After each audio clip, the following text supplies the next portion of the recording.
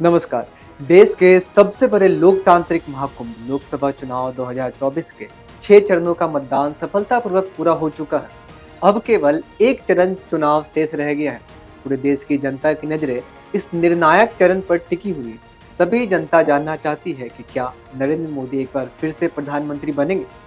Bharatiya Janata party और विपक्षी गठबंधन इंडिया दोनों ही अपनी अपनी जीत का दावा कर रहे हैं। हालांकि असली तस्वीर 4 जून को ही साफ होगी, लेकिन राजनीतिक विशेषज्ञों ने अभी से अपनी भविष्यवाणियां शुरू कर दी हैं। इन भविष्यवाणियों में चुनाव रणनीतिकार प्रशांत किशोर से लेकर वरिष्ठ पत्रकार नीरजा चौधरी तक शामिल हैं, जिनके विश्लेषण से चुनावी माहौल और भी रोमांचक हो गया है। तो आइए आपको बताते हैं चुनाव के परिणाम को लेकर किसने क्या कहा है।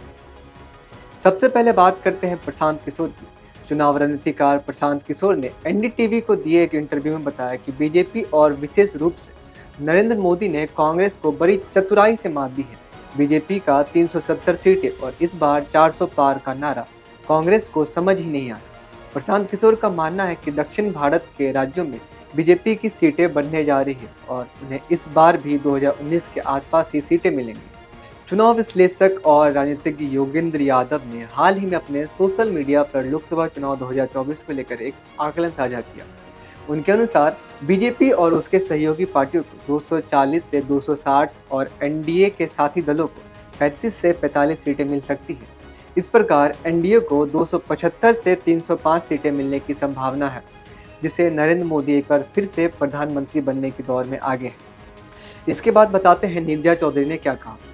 एनडीटीवी के बैटल ग्राउंड शो में वरिष्ठ पत्रकार नीरजा चौधरी ने बताया कि विपक्ष भाजपा और मोदी सरकार पर हावी नहीं हो पाई। मोदी सरकार के खिलाफ असंतोष की भावना जरूर थी, लेकिन विपक्ष उसे अपने पक्ष में नहीं भुना सका। नीरजा चौधरी का कहना है कि इस बार मोदी लहर तो नहीं है, लेकिन विपक्ष भी राष्ट्रीय स्तर पर मुद्दे उठाने में असफल रहा है। इसके बाद बताते हैं संदीप शास्त्री का क्या है विश्लेषण। सीएसडीएस लोक नीति के संदीप शास्त्री ने बताया कि इस बार राष्ट्रीय स्तर पर मोदी लहर नहीं दिखी, लेकिन राज्यों में छोटी छोटी लहरें जरूर हैं। उन्होंने कहा कि राज्यों के परिणाम 4 तारीख को स्पष्ट हो जाएंगे और इससे महाराष्ट्र और बंगाल की महत्वपूर्ण भूमिका होगी। शास्त्री का मानना है कि इन राज्यों के परिणाम ही यह तय करेंगे कि बीजेपी का आंकड़ा 300 से ऊपर रहता है या नीचे। देश भर की जनता की उत्सुकता अब अपने चरम पर है, क्योंकि सभी की उम्मीदें और भविष्यवाणियां 4 जून के नतीजे पर टिकी हुई है। क्या नरेंद्र मोदी एक बार फिर से प्रधानमंत्री की कुर्सी पर विराजमान होंगे या विपक्षी गठबंधन इंडिया कोई नया चमत्कार दिखाएगा? यह देखना रोमांचक होगा। चुनावी रण की यह अंतिम लड़ाई निश्चित रूप से भारतीय राजनीति में एक नया अध्याय लिखने जा रहा है। सभी की नजरें अब उस ऐतिहासिक दिन पर है जब देश की अगली सरकार का भविष्य तय होगा। इस खबर में फिलहाल के लिए इतना ही।